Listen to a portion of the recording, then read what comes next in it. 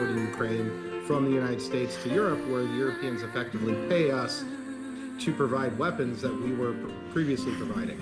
At the very least, it is a good thing for Ukraine. Someone is going to pay for this. It looks like Europe. And that the supply of very precious Patriot missile systems will continue to flow to Ukraine, which is really vital for their security. I'm glad you mentioned these Patriot missile systems. Use the word precious. How many of these do we have? Because when weapons to Ukraine were halted by the defense secretary and another official in the Pentagon a couple of weeks ago, that was the justification that we've run out of stuff like this. Yeah, and part of it is connected to events in the Middle East, where the U.S. has used a lot of Patriot missiles, interceptors, to shoot down Iranian drones and other missiles. And every winter, it has been a big test for the United States about whether it could supply Ukraine with enough air defense to get through, because Russia started targeting Ukrainian power plants and other facilities. And there are some reports that the U.S. is really low in stockpiles, perhaps down well below 50%. And this is a big problem, and it's a big problem for our defense industrial sector that really can't produce enough. And there's just been big orders by the U.S. Army to try to ramp up production of these missile interceptors used by the Patriot system. So this is a problem. It has been a problem throughout this war, that not only does Ukraine need a lot, but that our defense industrial base and Europe's defense industrial base can't really meet the mark in terms of production. It really makes you wonder, Max, how many years we are going to have this conversation for. It's just endless. And everyone seems to know that it's something that's badly needed, yet we never get down to actually increasing the capacity of the DIB, as they call it. I know that your expertise, though, is in the sanctions package that we're talking about. Your economic acumen here and the research that you've done is something that I'd like to ask you about, because sanctions are one thing, and that's another bit. Secondary sanctions, something else we talk about a lot, but we never quite get to. This was on the table for the balance of the Biden administration, but we're looking at some pretty hefty numbers here, whether it's 100% or 500%, Max. What would this mean for the likes of India or other countries doing business with Russia? Well, it could be really significant, and the president is going about secondary sanctions in sort of a different way by using tariffs as opposed to sanctioning the companies or countries that are then acting as workarounds for the main sanctions target. What's happened for Russia is that the Russian oil sector has been diverted to India and China in particular. And the United States has been very reticent, in particular, to sanction India. We are trying to develop close ties with India. We see India as a strong potential partner vis-a-vis China. And we've also been reticent in some ways to go after a number of Chinese banks and other Chinese entities. So I think, with this tariff play, we'll see. It could have real ramifications, I think, for Russia's oil sector. But it would also have real implications for the United States bilateral relations. And the thing we have to remember is part of what the Biden administration was trying to do was to keep Russian oil on the global market. We wanted Russia to take a haircut in terms of how much profit it was getting in terms of sales, but we didn't really have a problem with Russia selling oil. We just wanted it to sell it at a haircut because we wanted Russian oil on the market to keep global prices low. The Trump administration, I think, is taking a bit more of a blunt approach, and so we'll see if this begins to really lead to a spike in oil prices. What would this mean for China as well, Max? Well, I think what we've seen is that China has means of retaliating. So it could lead to an escalation of the U.S.-China trade war, which has sort of already been rekindled. China has demonstrated its willingness to use rare earths and other things to hit back at the United States. So China does recognize that its oil dependence, its dependence on Russia as well as the Middle East, represents a real strategic vulnerability. It's part of the reason why they are going whole hog into renewables and clean technology. But for China, I think this could be really significant if the U.S. does impose this, and I think we would see China try to retaliate against us. So I don't think it will just be we set these, China stops buying Russian oil and moves on. I think it would try to find other ways of responding. Well, so I guess what comes out the other end of the pipe here, if this is in place for some time, Max, are we on the phone with OPEC about how this is going to work and what would it mean for crude oil prices? Yeah, I think there's some real potential that we get on the phone with the Saudis and others in the Gulf states and say, hey, we want you to offset some of the shock that this could cause. We want you to open up the taps, put more oil on the market. We shall see if they do that. The Biden administration, I think, didn't feel that it had the political relationship to actually do that, and the Saudis, I don't think, were willing to. But with Trump, maybe it's different. I think the bigger, broader question here, though, is that Trump has not shown a lot of interest in trying to really stick it to the Russians, economically or militarily. He has not demonstrated in the past a lot of support for Ukraine. If that is shifting, the question is how far does that shift? I think what we've seen is a partial shift. The U.S. is now, looks like it's going to continue military supplies, but there's no indication Trump is going to go to Congress, try to ramp up our production for Ukraine. And then the economic question is how much of an economic hit is the president willing to absorb to stick it to the Russians in support of Ukraine? There's limits to what the Biden administration would do. So I do have some doubts about how far we are willing to go. And I think Russia may just try to call our bluff here. And it'll be really interesting when the 50 or 60 days expire, whether that prompts sort of a strong U.S. reaction. But there could be a good outcome if we just simply get India to lower the amount it's buying. And maybe there's some way to negotiate something with the Indians to reduce the amount of Russian oil and other Russian military goods and things that it's purchasing. That'd be very Trumpy, wouldn't it? You put 500% tariffs on the line or sanctions on the line, and in the meantime, you just crank back India a little bit to try to increase the pain, knowing that those sanctions were never going to take effect. Max, what happens over the next 50 days? Well, I think what happens over the next 50 days is Russia keeps pummeling Ukraine. What I think we're seeing with the statement on especially the arms deliveries is simply the preservation of the status quo in terms of the West is going to keep supporting Ukraine and supplying Ukraine with supplies. Now, that's not quite enough, and Russia thinks it can win this war now and is going on another military offensive and has been going on a military offensive because it sees a light at the end of the tunnel of the U.S. sort of drawing back support.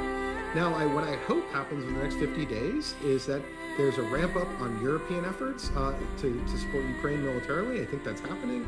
But then also that the U.S. begins to negotiate with India and perhaps even with China to reduce oil flows from Russia into India, and that maybe there's talks with the Saudis about offsetting any cuts to Russian supplies on the global market. I would hope to see that. I'm not sure we're going to see all of that, but I think we may see some progress perhaps with India.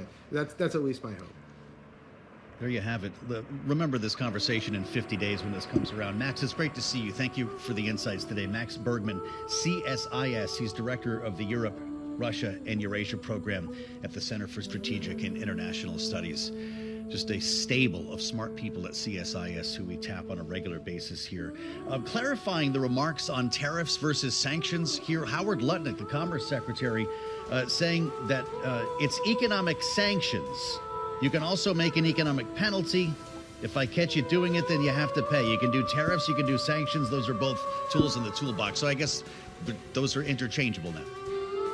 You learn something every day on this program. We'll assemble our panel coming up next year on the fastest show in politics. I'm Joe Matthew. This is Bloomberg.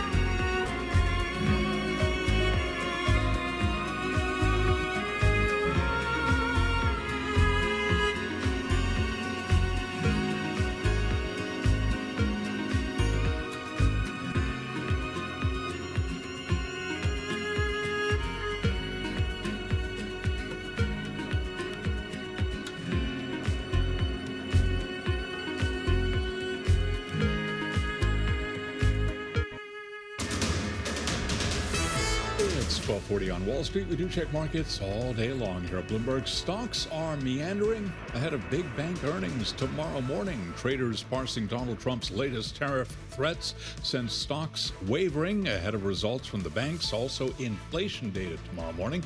The S&P right now unchanged at 62.59. The Dow, little change, down 24 points, a drop of less than 0.1%. The NASDAQ Composite Index up 43, up by about 0.2%. 10-year at 4.42% with a 2-year 3.89%. Gold down 0.2%, 33.48 the ounce, and West Texas Intermediate crude down 1.6%, 67.37 per barrel of WTI. Bitcoin now up 0.6%, 119,885 on Bitcoin. A downgrade this morning for JP Morgan Chase, Goldman Sachs, and Bank of America from HSBC analyst Saul Martinez. He says valuations are increasingly stretched after a rally in the bank stocks. Martinez spoke this morning with Bloomberg Surveillance. Valuations are not attractive given still elevated macro concerns. And that is obviously one of them. I can't predict what tariff policies is going to be, but I do think the macro dynamics there is more risk than there typically is. Among some of those bank names, JP Morgan Chase up 0.4%. JPM reports tomorrow morning. Goldman up 0.9%. Bank of America up by 0.3%. As you heard on Bloomberg Radio, President Trump says the U.S. will send more weapons to Ukraine, describing them as, quote, top-of-the-line weapons and replacements. The president also says the U.S. will impose 100% secondary tariffs on Russia if there is no deal in 50 days. Recapping, the Dow lower, little change. S&P higher, little change. NASDAQ up by 0.3%. Balance of Power continues right now. Back we go to Washington. Once again, your host is Joe Matthew. All right, Charlie, thank you so much. The voice of Wall Street and the New York subway every day here covering the markets for us on Balance of Power. That's Charlie Pellet in New York. You can always find us, of course, on YouTube. You'd know Charlie when you saw him by going to Bloomberg Business News Live. Guidance pretty light for the president today. He took the meeting with NATO Secretary General this morning, and you saw and heard that live here on Bloomberg. He is now participating in a White House Faith Office luncheon with a very different conversation underway than the one he was having before. That might be all we see of the president on this Monday. Knowing that there's a big conversation going on behind the scenes right now about not just Ukraine, that's the one that's happening out in the open. The conversation about Jeffrey Epstein is hanging over this White House following a series of events that included maybe the longest Truth Social post I have ever seen that came out on Saturday night.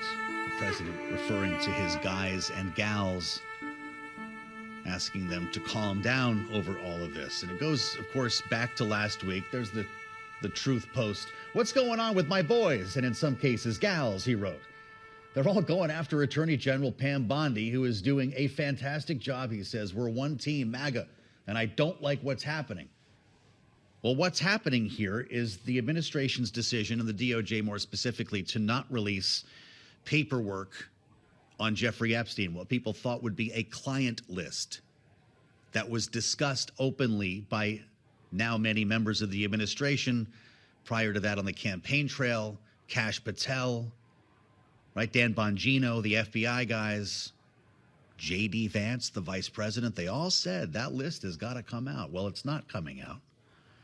And so fire has been trained on Pam Bondi, the attorney general, who Laura Loomer likes to call Blondie.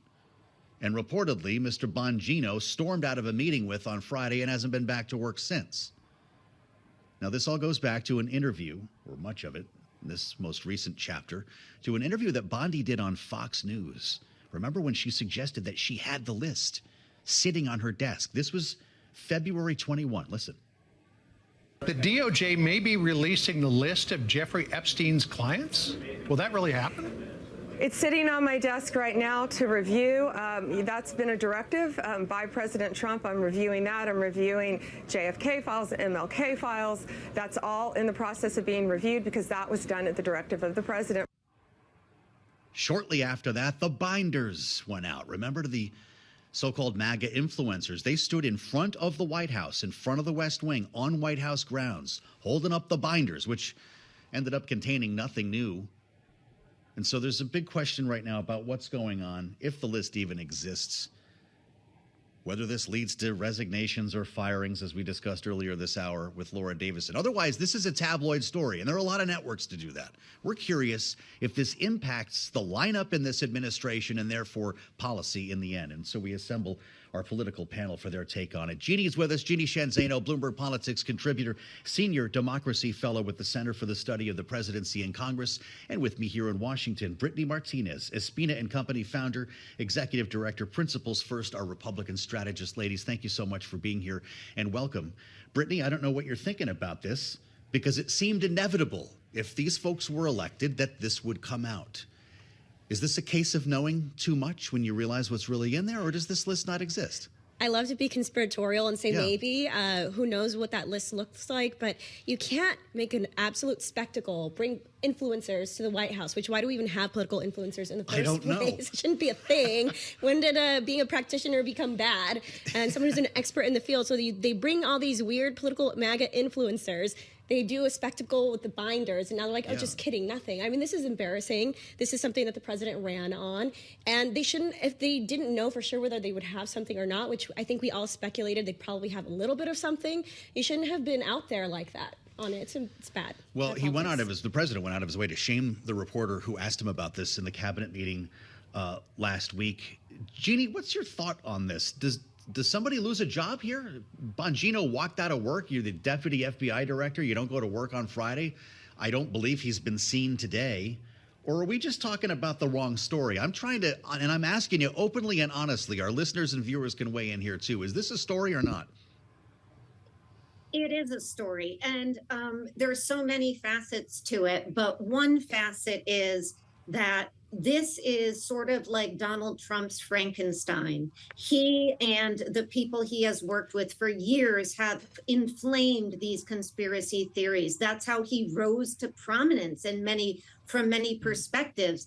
And what did he do? He promised that once he was in office, he was going to unveil and make sense of what was happening behind the scenes with all these wealthy elites running these big swampy institutions. And guess what? Right. He gets in there and he says, oh, look the other way. Don't look here. Nothing to talk about. You mentioned, it's sort of disregarding the question by the supporter. This means something to these people. And this is the question I'm asked all the time. Why do these folks care? These people believed Donald Trump when he said there is an order to what is going on. There is an order to this world. Put me in charge and I will tell you all about it. I will let you in on the inside. And none of that is happening. And he's going to pay the price. Again, this is Donald Trump's Frankenstein. It does come back to bite you, and it's biting him hard at this moment. And I think this story is going to get bigger. Well, there's a question about what comes next here, and Democrats might have the answer. You both probably saw this. Mark Veazey, a Democrat from Texas, introducing legislation now. It calls for the release of the Epstein files, saying that he will tie the corruption and cronyism of the handling of the Epstein case into a broader picture of Donald Trump's agenda here. Brittany, you worked in the House of Representatives. You worked for a former speaker. Does a bill like this ever see the light of day? I'm guessing no. Probably not, since Republicans are in the majority, though it's going to get attention. I think that, like, to Jeannie's point, I think that the story is going to continue to grow if we have Democrats who are the opposition in this moment being able to push that narrative. It's weird. It's weird that they ran on something and now all of a sudden, very conveniently, there's nothing to share. And as to the point, is there too much information? Listen, I'm not going to, speculate and be sued. However, as an American, when you've been telling me, Mr. President, that we're releasing the files, all your people are telling us their files are going to be out there, and all of a sudden you're giving us nothing. I mean, that's bad politics. Well, you wonder if there is also, an instance or many instances where people, victims of assault, of abuse, may need to be protected, which is why you shouldn't promise to release a lot of things before Absolutely. you see them, right? Yeah. Jeannie, I'm going to come back around on you here because Joe Biden is in the news as well. We're doing all the dirty laundry in this segment here. Did you see he sat for an interview for the first time since winning the White House with the New York Times? Donald Trump calls the fake news New York Times, although he liked this story. It came up in the Oval earlier today, the question of the auto pen. So, Jeannie, Joe Biden in a phone call, and this was, I think, only a 10-minute phone call, pushing back on this idea that he had no idea what was being signed with the auto pen, and specifically with the pardons. Remembering there were like 4,000 pardons in one batch toward the end of his administration. He said he made every single one of the clemency decisions. The auto pen was used, quote, because there were a lot of them. But, Jeannie, he also did not, as it turns out, individually approve each name. These were categorical pardons that applied to large numbers of people. So he set the parameters, and then certain people fell within them. Rather than ask Mr. Biden to keep signing revised versions, I read in the Times, his staff waited and then ran the final version through the auto pen, which they saw as a routine procedure. Donald Trump calls this the biggest political scandal in the last 100 years. Jeannie, how do you react to this? I think so many Democrats right now are shaking their head. This is very reminiscent of Joe Biden's tendency during the Harris campaign to come out at the most inopportune times. I mean, Donald Trump is having a bad few hours and few days. And what does Joe Biden do? Decides to give his first New York Times interview since he was elected to office. It's stunning. So it's not what any Democrat wants to see. And certainly it's the best news Donald Trump has had in about 48 hours.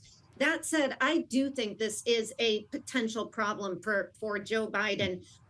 We don't know how many former presidents have done this categorical approach to doing this, but that is not likely the way this is supposed to happen. People are tried in this country individually. They should, I believe, be pardoned individually and not categorically by staff members.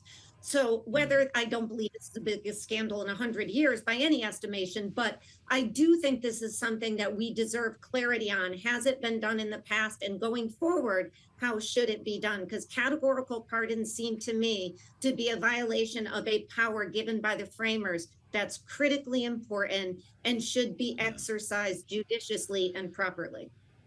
The idea of a categorical pardon, I'm guessing, would rub a lot of people the wrong way, although we did see, I don't know, was it not a categorical pardon when President Trump went after the January 6 rioters? That was kind of an en masse because he said it would take too long to go through each individual case. But let's stay with Joe Biden right now in this case. Brittany, does he have a problem here? And what is with Joe Biden's timing, constantly ready to light himself on fire when Democrats think they're ahead? Just go enjoy your ice cream in Delaware, please. I'm not really sure why he thought this was an opportune time to come forward. I think there are a few concerns here. So one is that, well, first of all, auto pens exist. Presidents have used them, Sure members of Congress have used them, but the way in which it's being used for these categorical pardons, that's the issue number one. The second issue is that because we are concerned about his potential mental decline. So that's issue number two. Ultimately, though, yes, to your point about the pardons in January 6th, we're not talking about that, but why was it okay in the case with President Trump and not with Biden? I'm not saying that I agree with what happened with Biden, and I certainly didn't agree with Trump on this one, but I think that Trump is known to be deflector in chief. So he doesn't want us to talk about tariffs. He doesn't want us to talk about the Epstein files. And so what does he choose to talk about? These auto pen things with And Joe Biden showed up just in time to give it to him. Perfect. Thank you. Yeah. I mean, you couldn't write this stuff in advance. No, literally, it's like an episode of Veep. Yeah. It's an episode of Veep, which is a problem, Jeannie, if you're Joe Biden here. What has to happen with the auto pen? Does Joe Biden need to have Anita Dunn do an interview, or who was around him at the time that the president's talking about? Shouldn't they set the record straight? You know, I do think that this is something, if you look at it, Article 1, Congress has oversight. They are looking into this. I don't think many Democrats or the people from the Biden administration feel comfortable with the way that is going. But that is really where the power rests of oversight. And I think we need clarity on this, not for the past necessarily for Biden's administration, but going forward, because there's one thing to use the auto pen to sign letters to school children or something along those lines. But when you're using it specifically in the pardons and they're categorical, that does raise questions. Again, this gets back to our judicial process, rather. What is justice? We are tried individually, convicted individually. You presumably are pardoned individually, not as a group. And Donald Trump should answer the same questions about January 6th.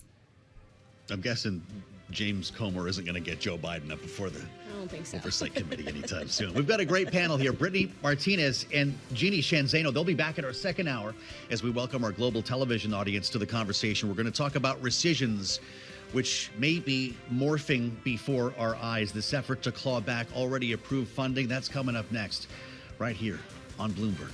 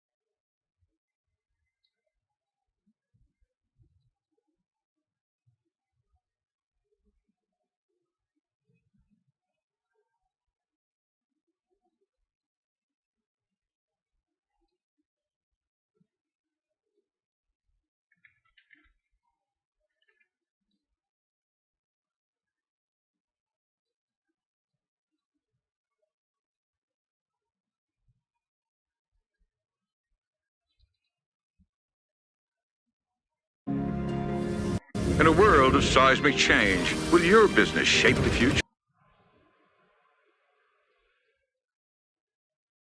or be shaped by it?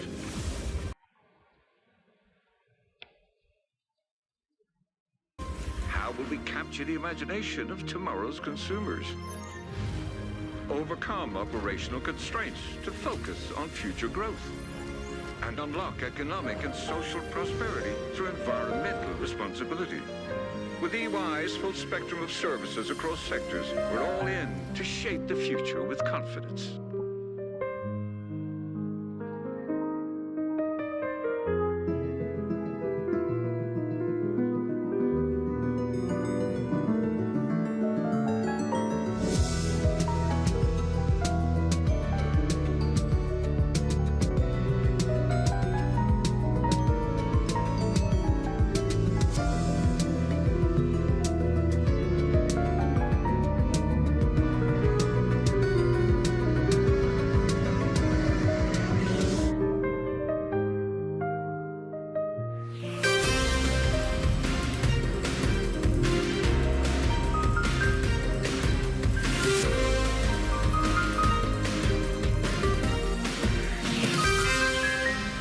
It's 5 a.m. in New York City. Good morning. I'm Danny Berger with your Bloomberg Brief. Here's what you need to know. More letters. President Trump warns the EU and Mexico they'll face a 30% tariff. The EU plans to step up trade deals with other nations. Laying the groundwork, a White House probe over Fed renovations fuels speculation that Trump may attempt to fire Chair Powell. And the view from corporate America, Wall Street braces for the weakest earnings season in 2 years. So did I miss anything in the week that I was out? Gained by new highs in the market, both in the S&P and the DAX. Maybe I didn't really, but you had 30 hours from the Trump headlines, from the letters coming to the EU and Mexico that there'd be more tariffs, to try to decide and sit there, what would the market reaction be? Maybe this is anticlimactic in light of that. Yes, we are down across the board, but not dramatically so, down about a third for both the S&P and NASDAQ. Now for this bond market, the pressure does continue there. Bonds have been under pressure, be it from the better economic data or from these renewed threats as concentration on the renovations to the Eccles building is that cause for trying to oust Powell. 2-year yields, those are a little change. Your 10-year yield up by 1 basis point, but you can see on the bottom of your screen, it's Japanese bonds that are really under pressure this morning. A story familiar around the globe that it is concerns of fiscal, of deficits, of spending. That has Japanese 20-year yields at their highest since 2000. Those are your overall markets. Let's get you some stocks to watch. With that is Valerie Teitel. Hey, Val. Good morning, Danny. Let's start in the tech space. We've had Synopsys rising nearly 4%. This is on the back of the Chinese regulator giving them the green light for their $35 billion acquisition of Synopsys. These two companies are very active, very massive when it comes to the computer software simulation industry. Next, let's move on to defense. Boeing was upgraded by Bernstein on the street. And there's also some more speculation about this major announcement that Trump is due to make today around Russia. Does that include more defense support for Ukraine? So defense stocks are in the green this morning. Lastly, let's end in the consumer space. Kraft Heinz up 2.5%, adding to Friday's gains. This is on the back of a Wall Street Journal report that the company is looking at a breakup of its business lines. Danny. Valerie, thank you very much for that, and we'll catch up with you later in the hour. Also in this hour, in just moments, we'll be speaking with Isabel Mateos-Ilago of BNP Paribas, who joins us on her read on the current impact of trade uncertainty, and Sarah Bianchi of Evercore ISI joins us for analysis of the political risk as letters get sent out to trading partners. Now, on that, our top story, trade uncertainty is the focus, the dominant theme for investors. Isabel Mateo-Ilago, chief economist at BNP Paribas, writing, the outlook for U.S. tariffs is worse than we hitherto anticipated in our central scenario. While the extension until August 1st of the 10% universal baseline tariff window is in some ways welcome, the letters sent by the White House last week prolong uncertainty and suggest an increased likelihood of tariffs eventually setting closer to the Liberation Day level. I'm pleased to say that Isabel joins us now. Isabel, it is a market that maybe doesn't want to get fooled again, in the words of Peter Scheer quoting the song, or maybe just thinks that Trump will back off. Is that a mistake to assume that the current levels being sent out now are going to be lessened down the road? Hi, good morning, Danny. Look, I think the market has initially reacted to the only hard news we have, which is that the window for talks has been extended until August 1, which is definitely positive. And I think the market has also learned that there's an element of Trump negotiation tactics, which is to hike the pressure when you come into the final stretch. So it seems that the fairly moderate or insignificant, frankly, market reaction we've seen so far is this assumption that, don't pay too much attention to the headline numbers. However, that may be complacent, and I think our central scenario, and I think which was pretty consensus, was that we would settle around an average external tariff for the U.S. that would be around 15%, which is still very high, and it now looks perhaps more realistic that it will be higher than that.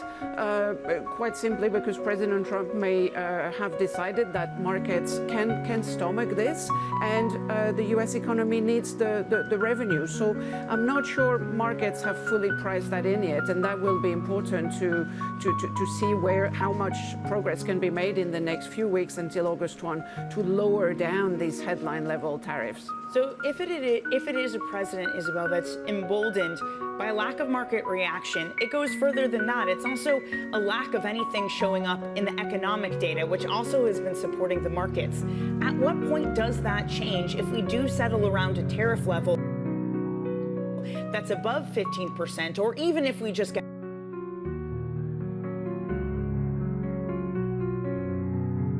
more uncertainty? Well, uncertainty itself is a factor, and you're starting to see this from the reactions that, from the corporate sector in the impacted areas, notably, copper recently. Like, people are saying, just give us certainty, give us a number, and then we can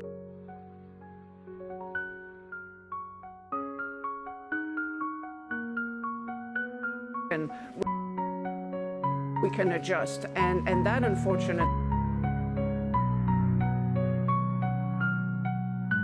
has been lacking. Now, you're right, the global economy and all its parts, frankly, have been very resilient in the face of all the shocks we've had so far. And I think one reason for this has been actually the resilience of global trade, because we've seen a lot of front-running of tariffs that led to surge in exports from everywhere in the world to the U.S. We're expecting some pullback, but actually so far the pullback has been fairly minimal. And as well, we've seen a lack of retaliation from the vast majorities of countries, and more trade deals being discussed or concluded between other countries. What that means is that global trade has remained incredibly resilient, and it's true, so far we haven't seen too much of an impact from the ramp up in U.S. tariffs level. But I think it would be not just premature, but frankly wrong to assume that there's going to be no impact. We're just still waiting for the dust to settle, with, of course, the concern that President Trump himself may be drawing the lesson that the market is fine with all this and the global economy is going to be fine with all this. And I think that would be drawing the wrong conclusion.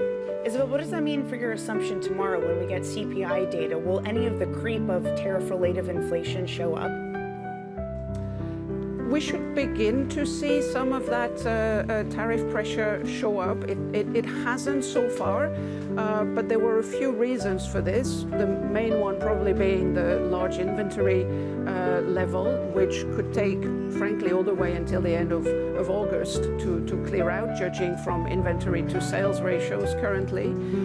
As well, the effective tariff actually collected until June remained quite a bit lower than the statutory rate. So June is really the first month where they're close to one another.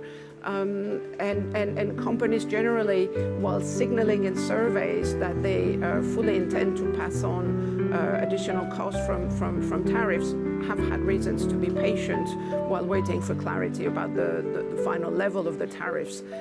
So we do expect to see first signs of pass-through, and in line with your consensus, expect CPI around 0.3, both for core and headline, which would be a significant leg up. But we think the bulk of the impact is going to manifest itself in July and August. It has been pretty remarkable, though, Isabel. It's not just just the headline data that's looked really strong. What we've heard from corporates as this earnings season starts in earnest this week, but we heard from Delta expecting more passengers. Amazon, for their Prime Day, had the biggest Prime Day that they've ever had. We're going to get the banks, JP Morgan, Wells, Citi, all reporting tomorrow. What are you looking from to corporate America to signal the state of not just consumers, but this overall economy as the trade headwinds start to hit? Yeah, well, I mean, you have to remember the tariffs only apply to goods, and the U.S. is primarily a service-driven economy. So, you know, Delta is not impacted by tariffs. The banks are not directly impacted by the tariffs. A large shares of the U.S. economy are not directly impacted by the tariffs. So we should expect, and the economy has been holding up remarkably well. So there's no reason to expect bad news all around. And then even the manufacturing sector, you know, looking backwards, has been impacted by tariffs at 10%. And in some sectors which have been exempted so far, none at all. So the question is going to be not so much the backward-looking impact on earnings, but really the guidance. What are they signaling? And in those sectors that will be impacted by the tariffs, how much are they signaling it might impact their margins? But so far, all the signals are that the margins indeed have not been impacted, and the economy has been holding up well. So earnings should be pretty good. All right, it's going to be a busy week between that and CPI, as you mentioned. Isabel, thank you so much for joining on this Monday morning. Isabel Mateos Ilago of BNP.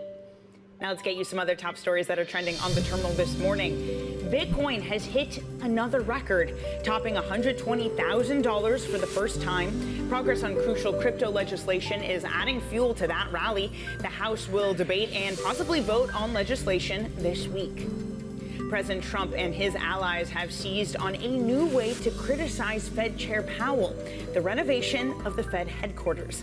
The construction project offers the clearest example yet of how the president and his team are looking for every opportunity to scrutinize Powell's leadership. Powell's term as chair ends in May of 2026. And President Trump also says the U.S. is sending more Patriot air defense batteries to Ukraine. He told reporters on Sunday that the EU will shoulder the cost.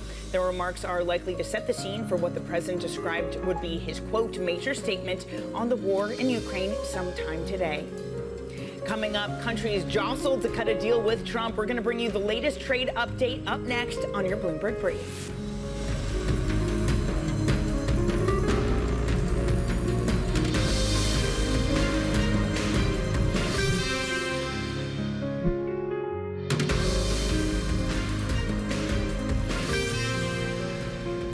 The European Union is talking to us. They want to open up their country. I would say Japan to a much lesser extent in terms of opening up their country. South Korea wants to make a deal other than tariffs. Right now, as you know, they're paying a substantial tariff, but they want to make a difference. So some of these deals, maybe I'll change them and maybe I won't. President Trump speaking on Sunday. Sources tell Bloomberg that the EU is also preparing to step up its engagement with countries hit by Trump's tariff regime. The bloc's trade chief told reporters earlier that he's still in talks with the U.S. An idea of 30% tariff rate is effectively prohibitive to the mutual trade. And that is why we continue to engage with the United States administration and prioritize negotiated solutions by the new deadline of the August 1st. Joining us now is Brendan Murray, who leads our global trade coverage. Brendan, this is becoming something of a trend. Announce above consensus tariffs either on the weekend or after the market close. It's enough to keep your head spinning. Where do we stand with these letters that the Trump administration has been pushing out? Well, we saw the flurry of them come out starting last week, and we expect more to be released this week. For the European Union, though, this is really coming down to crunch time. They're gathering in Brussels today. There'll be a lot of back and forth about what they should do to respond to President Trump's latest threat of 30%. You heard the trade minister there talk about how that was prohibitive, essentially saying that will destroy trade between the U.S. and the European Union. So not something that they could live with. And so the negotiations will continue later today. They have talks with their U.S. counterparts. And so they will really have to decide how much of a pain threshold they're willing to take. The baseline is 10%. President Trump is now saying 30%. could they meet somewhere in the middle? We will find out. But in the meantime, there's a lot of anxiety about how much of an economic headwind this could be for both economies. Really, this is the largest trade and investment relationship in the world, the transatlantic U.S.-EU relationship. So there's a lot at stake here. There were countries last week who received their tariff letters, but none that are as big as the economic relationship between Europe and the United States. Well, Brendan, on that point, this headline coming out just about 20 minutes ago, an EU official saying that the EU's Ursula von der Leyen and from Canada, Mark Carney, will be meeting and will be speaking rather today. Brendan, what is the EU doing, and really all these nations, maybe to look beyond the U.S. and strengthen trade relationships elsewhere? Well, up until this point, you basically had two options in dealing with the U.S. administration.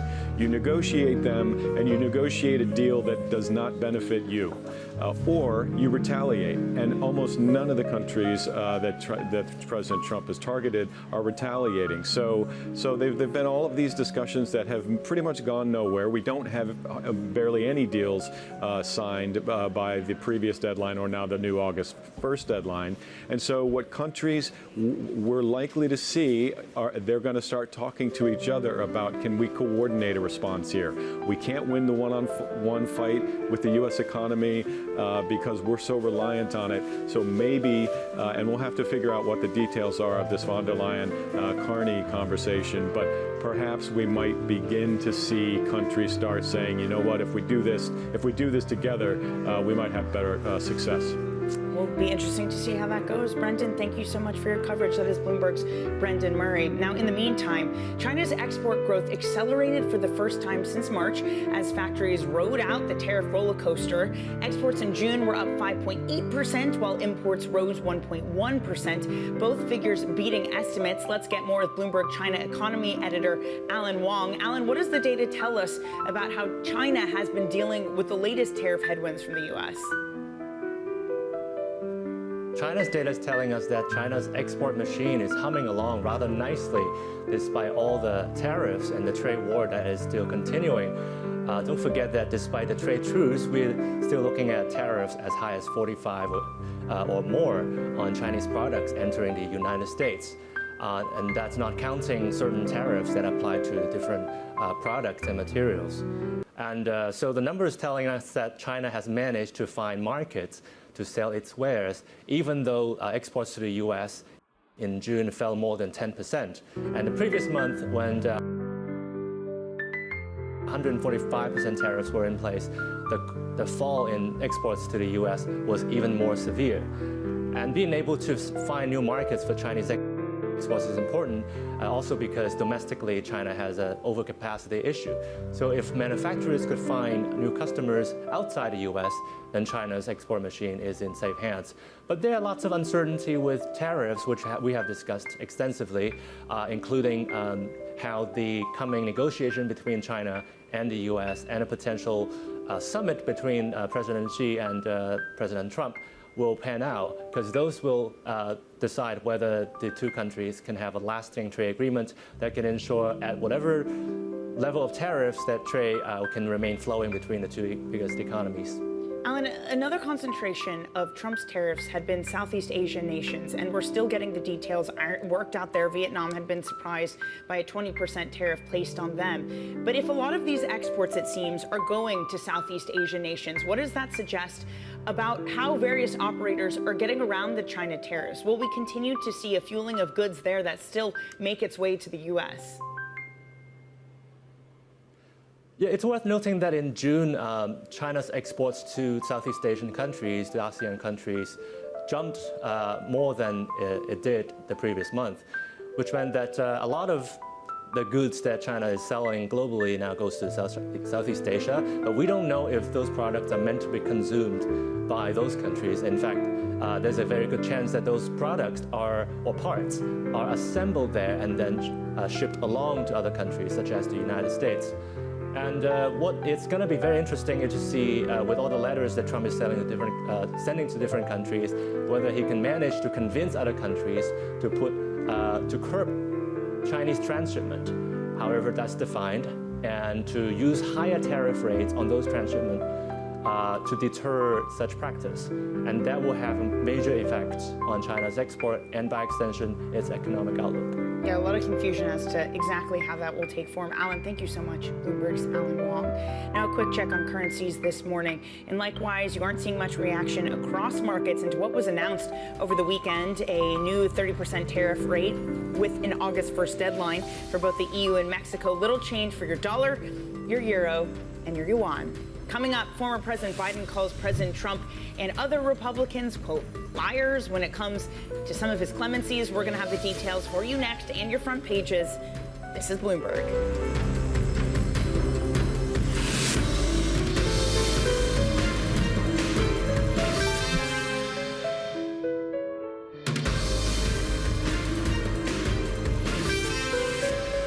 You're watching Bloomberg Brief with Danny Berger in New York. Let's get you some front page news. Here's what the major publications are running with this morning. Now, on the Wall Street Journal, the federal government retreating from student lending.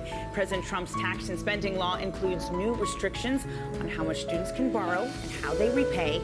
The provision reverses the government's near takeover of the $1.7 trillion student lending market over the past 6 decades. Now, next up, the Financial Times has this on their front page, that investment banking is on course to extend a record streak of underperforming. Now, they looked at consensus data compiled by Bloomberg, where analysts forecast investment banking revenue to fall almost 10% to $7.5 billion. It continues to be the bank's traders holding up the results. Finally, on the New York Times, former President Joe Biden has been breaking his silence on his clemency decisions. In an interview with the Times, Biden said that he personally approved all of the pardons and communications. Now, that refutes Republican claims that he might not have been in control of the decisions.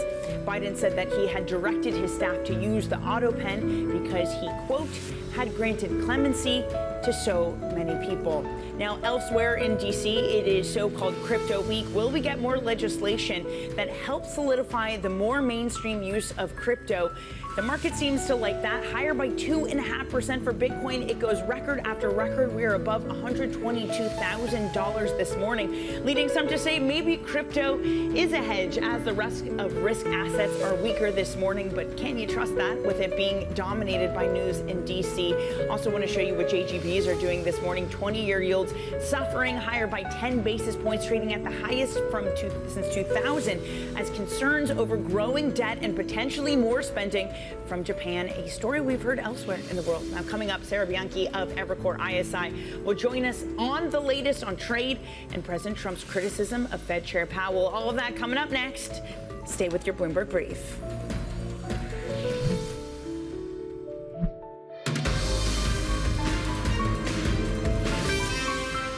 It's 5:30 a.m. in New York City. Good morning. I'm Danny Berger with your Bloomberg Brief. Here's what you need to know on this Monday. More letters. President Trump warns the EU and Mexico that they'll face a 30% tariff. The EU plans to step up trade deals with other nations. Laying the groundwork, a White House probe over Fed renovations fuels speculation that Trump may fire Chair Powell. And we get the view from corporate America. Wall Street braces for the weakest earnings season in 2 years. So you had about 30 hours to wait this weekend to see what the market reaction would be to another tariff letter bomb dropped over the weekend, this time EU and Mexico. Maybe in that context, this reaction is underwhelming, down about 1/3% for both the S&P and NASDAQ futures. But that comes off the back of record highs last week, not just for the S&P, but for European equities too. Bond markets, those continue to be under pressure. Last week, it was about better economic data and continued pressure on Fed Chair Jay Powell. It is the 10-year and the 30-year yield. It is duration that's coming under more pressure this morning, up a basis point and 2 basis points respectively, but maybe that has to do with what's happening in Japan. You can see at the bottom of your screen fiscal concerns there. Are they going to be spending more? Higher by 10 basis points for the 20-year yield, for the highest since 2000. Those are your markets. Let's look at some of the individual stocks on the move pre-market. With that is Valerie Teitel. Good morning, Val. Good morning, Danny. Let's start in the tech space. We're seeing Synopsys. Those shares rise just shy of 4%. That's after these China regulator has given them the green light for their acquisition of Ansys. Now, some are reading through this that it's the easing of those U.S. export restrictions on chips is actually leading to better coordination, better relations between the U.S. and China. So we're seeing Synopsys rise some 4% in pre-market trade.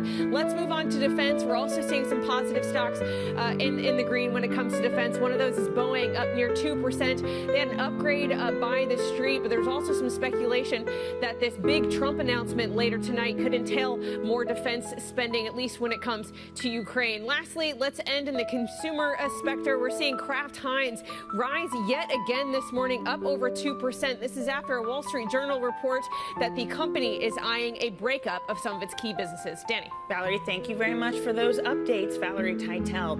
Now let's turn our focus back to our top story, tariffs and President Trump's latest ultimatums. He spoke to reporters on Sunday where talks with various nations stand.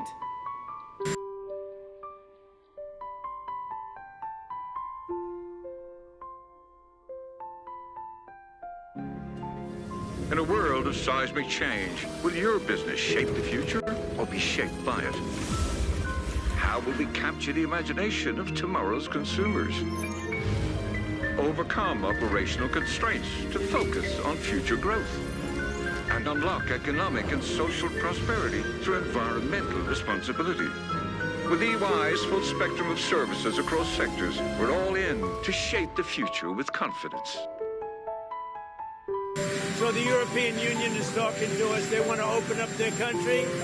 I would say Japan to a much lesser extent in terms of opening up their country. South Korea wants to make a deal other than tariffs. Right now, as you know, they're paying a substantial tariff, but they want to make a difference. So some of these deals, maybe I'll change them and maybe I won't. With the latest, let's bring in Bloomberg's Tyler Kendall in Washington. Tyler, more letters over the weekend. Where do we even stand at this point?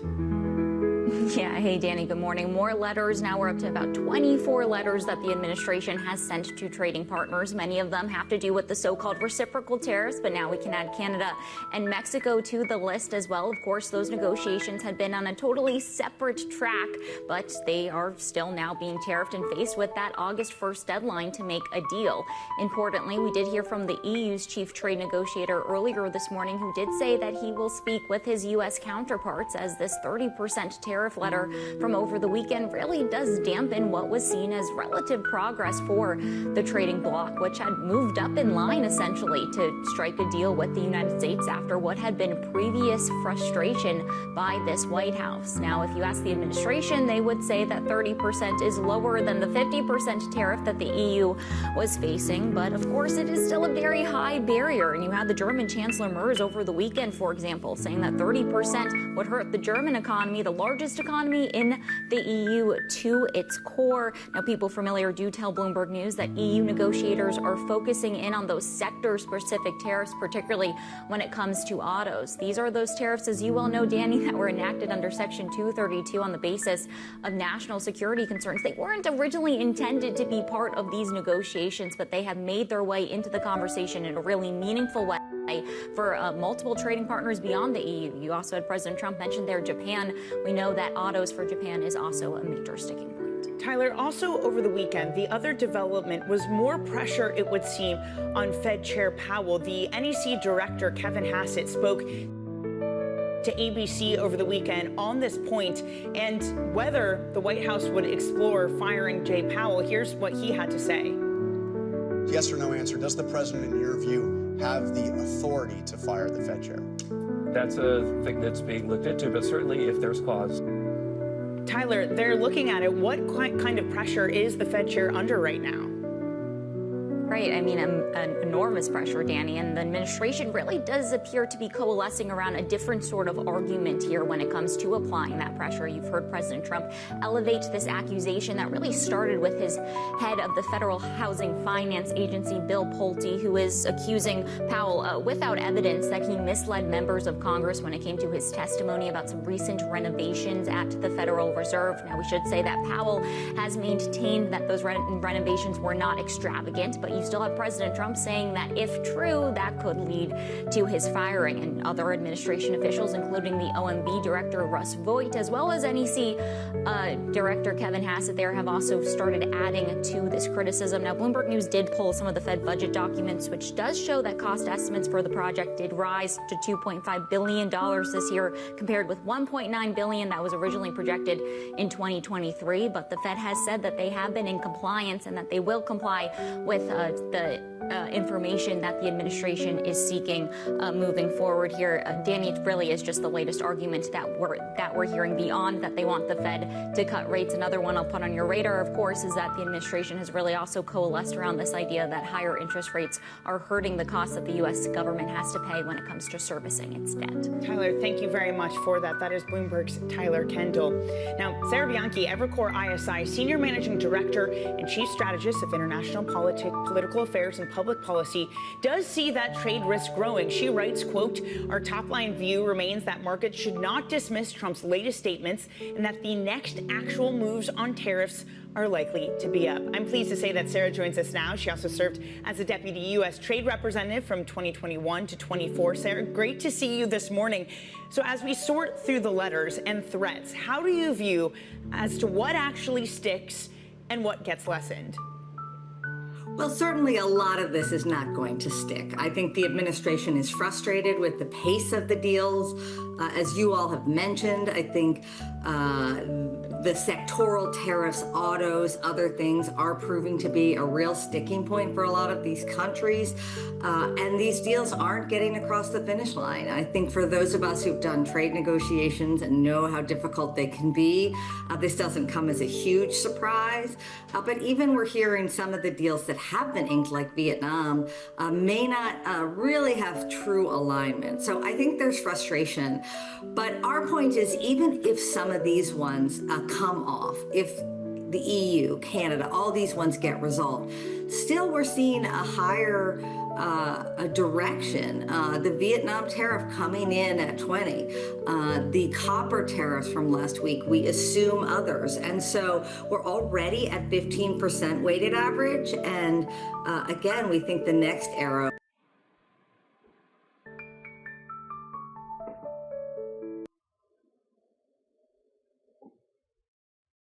points up.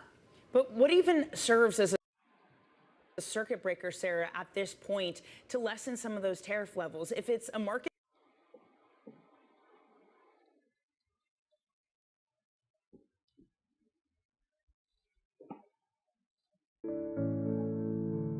that continues to reach new high, and it is various nations who don't seem to be trying to enforce any types of retaliation. I think there is a challenge. You know, we wrote back earlier this year about how what was the Trump put? What was the point where the market reaction was too much for this White House? Obviously not the only thing driving them, but certainly relevant.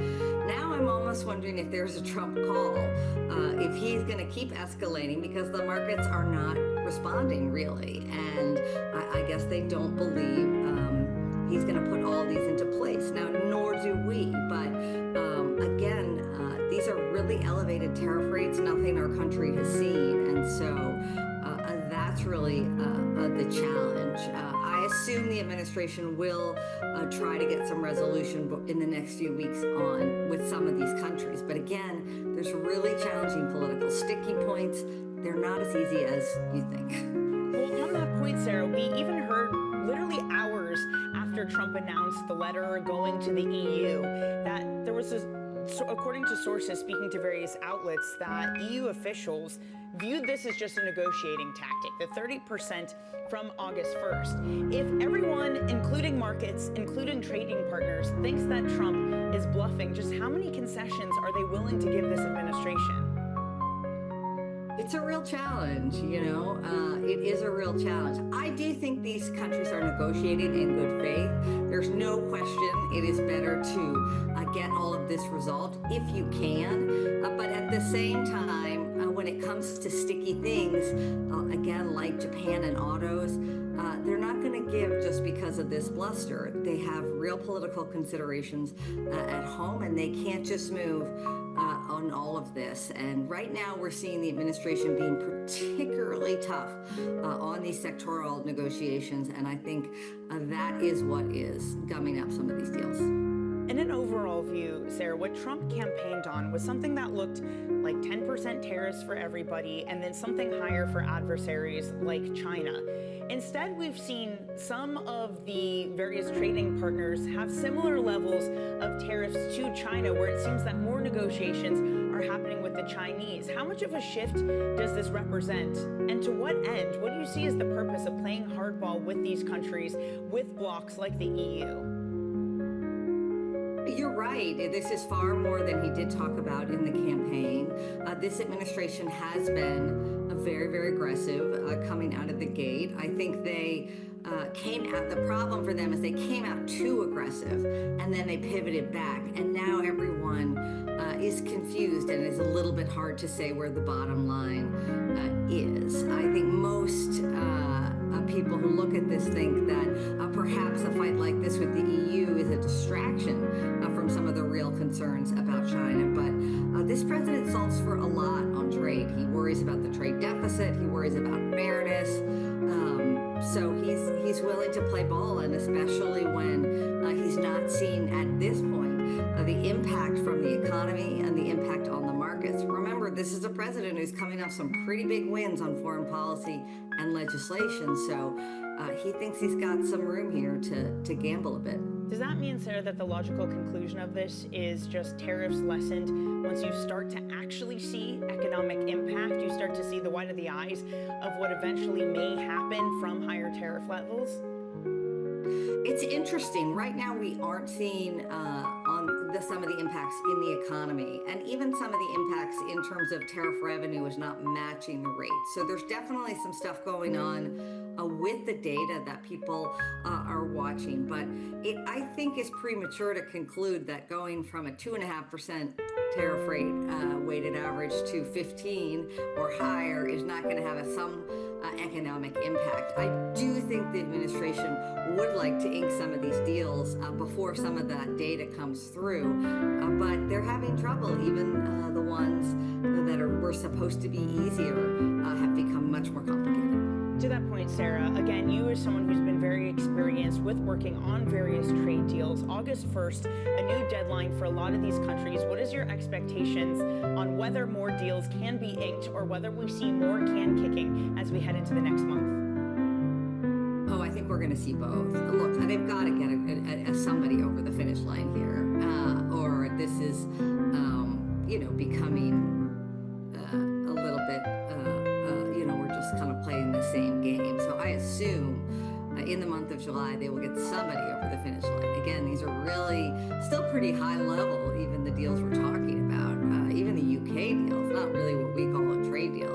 It's a framework. But I do think they're going to have to do more can kicking. Again, you look at some of these countries. Japan has a really important election coming up. They can't really move before that. South Korea, very well intentioned, but a very, very new government there. So, and India, even though that one was supposed to be going better, again, you can get stuck on, really technical ag issues. Trade is very granular, very technical, and there's sticking points between these countries that have persisted for years because there's real political and economic forces behind them. Sarah, this was so fantastic. Thank you so much for getting up early and joining us. Please come join again soon. That's Sarah Bianchi of Evercore ISI. Coming up, earnings season kicks off this week. We're going to preview the big banks and the others reporting tomorrow.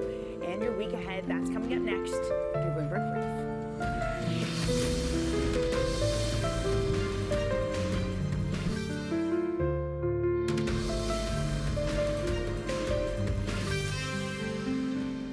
Tesla CEO Elon Musk has suggested in a new post on X that the EV maker's shareholders will be polled on whether to invest in xAI. This is after reporting that SpaceX might make an investment in xAI. Bloomberg Tech Europe anchor Tom McKenzie joins us now. Tom, what is this all about?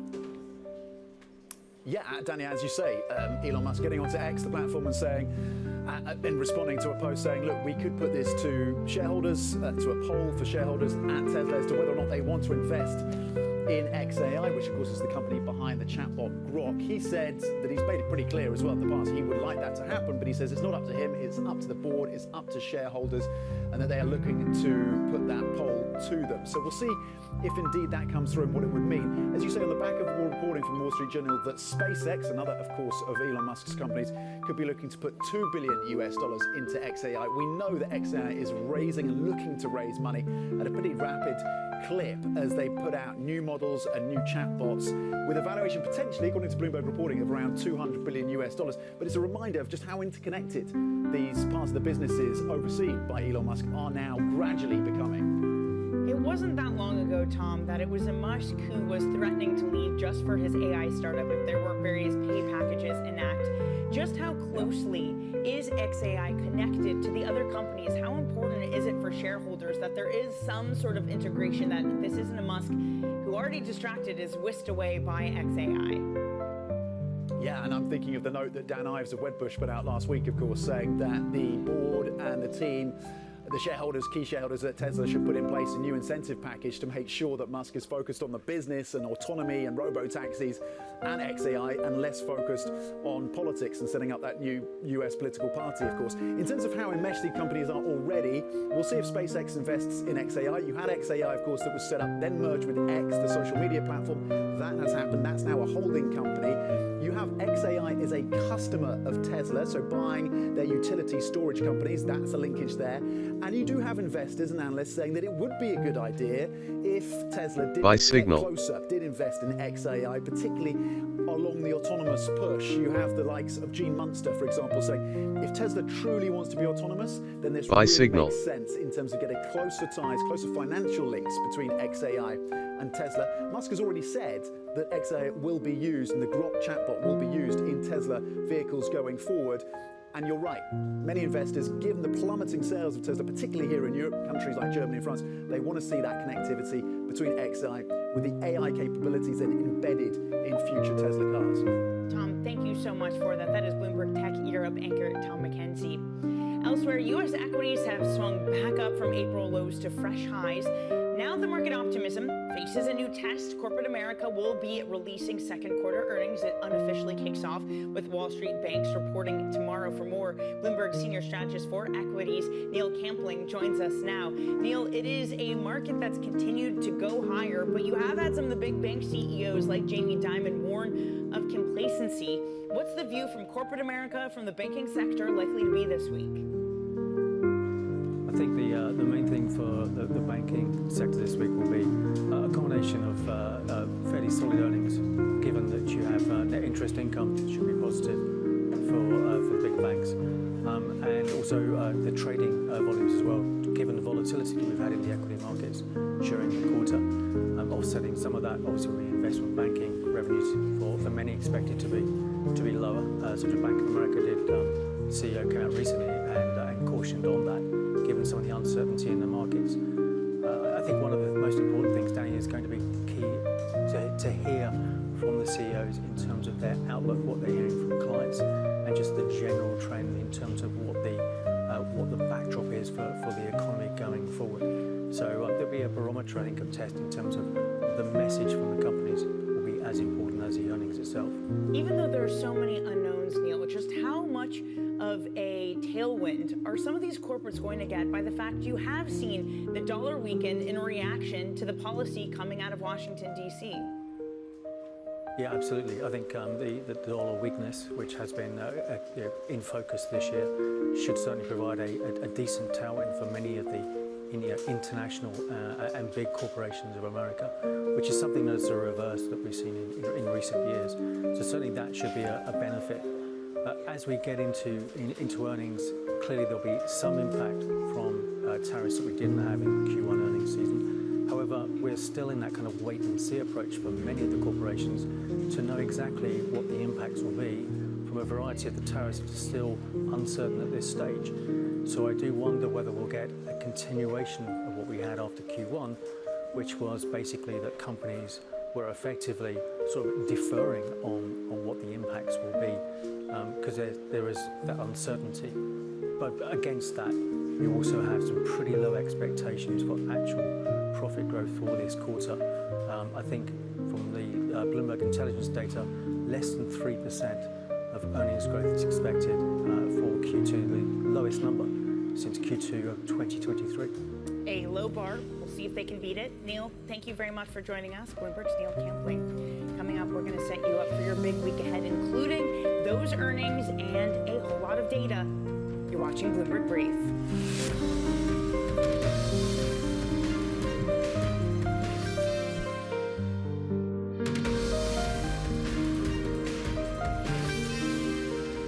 Watching Bloomberg Brief. I'm Danny Berger in New York. Let's get you set up for your trading week. Crypto week kicks off in Washington, D.C. today. That has fueled a new record high in the price of Bitcoin trading over $122,000. President Trump is also set to deliver a major statement on Russia today as the U.S. boosts its support for Ukraine. And then it is a big week with the big bank earnings. Those begin on Tuesday. JP Morgan, Citi, and Wells will all report tomorrow. We're also going to get a fresh read tomorrow on inflation. That comes with U.S. CPI data and more earnings throughout the week. Okay, some individual movers to focus on. We are looking at Tesla shares. Those are under a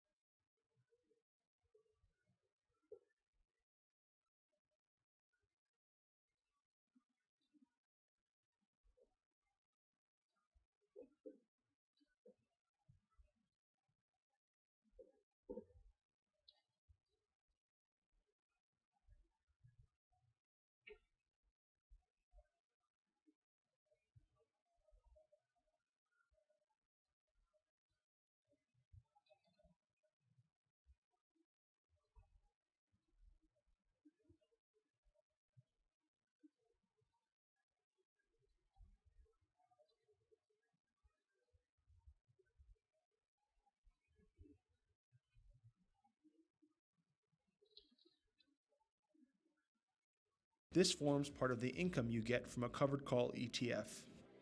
Because the portfolio managers agreed to sell those 20 shares of Company B at a set price by the end of the month,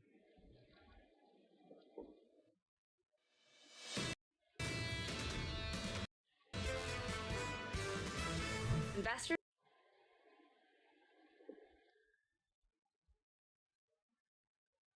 are saying that everything is awesome and there's not a lot of risk. We have a stronger stock market at this point, so that does embolden the president to go forward and be more aggressive now. There will be very big differences if the tariffs come out at the higher level. What the market is telling you is that, yes, we're expecting volatility. We could spend a lot of time thinking about the noise, the volatilities out there. It hasn't paid off to just say, I'm going to stay off the markets. This is Bloomberg Surveillance with Jonathan Farrow, Lisa Abramowitz, and Anne-Marie Hordern. Live from New York City this morning. Good morning, good morning. For our audience worldwide, Bloomberg Surveillance starts right now. Coming into Monday, full court press. I think if Jerome Powell stepped down, it would be a great thing. I don't know that he's going to, but he should. Jerome Powell's been very bad for our country. The Fed has a lot to answer for. What we need is regime change at the Fed. It's about breaking some heads, because the way they've been doing business is not working.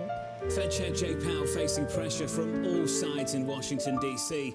As President Donald Trump ramps up the rhetoric on trade partners, equity markets are facing down a week, absolutely full with event risk. Bank earnings and CPI are just around the corner. Yeah, you know, it's often we come to the week and say this is going to be a big week. This one truly will be pivotal because we'll understand how tariffs are getting trickled out, whether it's with consumer prices, with CPI, or whether it's a hit to corporate earnings from some of the earnings that we get across the board. And that's not even including the increasingly heated discussion around tariffs, what the tariff rate is, at a time where Jay Powell said that he had to hold off until he had some certainty around just what the level of those levies would be. This week is a big week. This weekend was a big weekend. Equity futures are down just 1/4% on the S&P 500. Bond yields are higher by about a basis point. And it's a big weekend considering the president came out when it comes to the European Union and Mexico saying there's going to be a 30% tariff rate. I look at what Kevin Hassett said, though, over the weekend, the NEC director. He says, well, you know, these tariffs are real if the president doesn't get a deal that he thinks is good enough. But, you know, conversations are ongoing. It feels like the president, 2.5 weeks out from August 1st, is still right now in negotiating mode. Pressure up on trading partners, pressure up on Chairman Powell. What is the price of firing Chairman Powell? George Saravelis of Deutsche Bank with this to say. What is the cost if you were to force Powell out of his job? The next 24 hours would probably see a drop of at least 3 to 4% in a trade-weighted dollar, and for bond yields, a move of 30 to 40 basis points in a fixed income sell-off. So it goes to really the implication that you had. We had all of these fireworks over the weekend, whether it's around finding backdoor ways to fire Jay Powell, or whether it's the increased rate that was given to the European Union and to Mexico. Why are stocks not responding? Why are we not seeing yields in the United States creeping higher than they are just globally with a global bond yield sell-off? These are some of the big questions that I have. Why are people so sanguine at a time of such heated rhetoric? Markets are looking through the threats. Now, is it justified based on experience, or is it complacency going into a big week ahead? Well, Trump feels encouraged, and he said this to NBC News on Thursday. He said they think the tariffs have been well received. The stock market hit an all-time high today. So basically, he's looking at the market and he's saying they're not pushing back.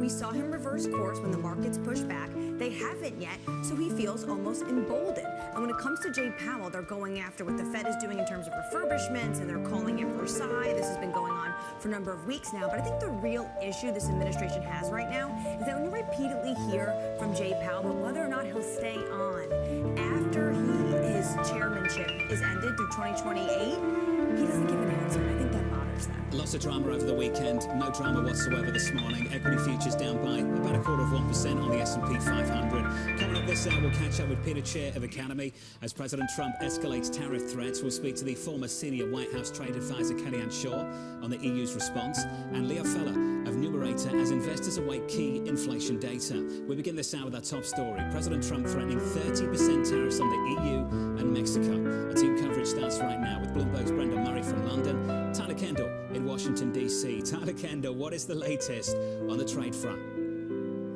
Yeah, hey, John, good morning. Well, two fresh tariff threats over the weekend as we're discussing 30% now for Mexico and the European Union. When it does come to the EU, we heard from their chief trade negotiator earlier on this morning, who did confirm he has plans to speak with U.S. officials to keep the negotiations going, because ultimately this does seem to put a damper on what was seen as relative progress for the EU, considering they had moved up in line, was our understanding, after previous frustration from the White House. Now, if you ask the administration, 30% is lower than the 50% tariff threat that they were facing, but of course, it is still a very high number, and we heard from the German chancellor over the weekend, for example, who said that if a 30% tariff was enacted, Germany's economy, the largest economy in the European Union, would be hit to its core. That raises questions here about what sort of concessions could be on the table and what are those sticking points. Of course, we know that EU negotiators seem to be zeroing in on those sector-specific tariffs, particularly when it comes to autos. And we know that the U.S. has raised concerns about market access for U.S. agricultural goods.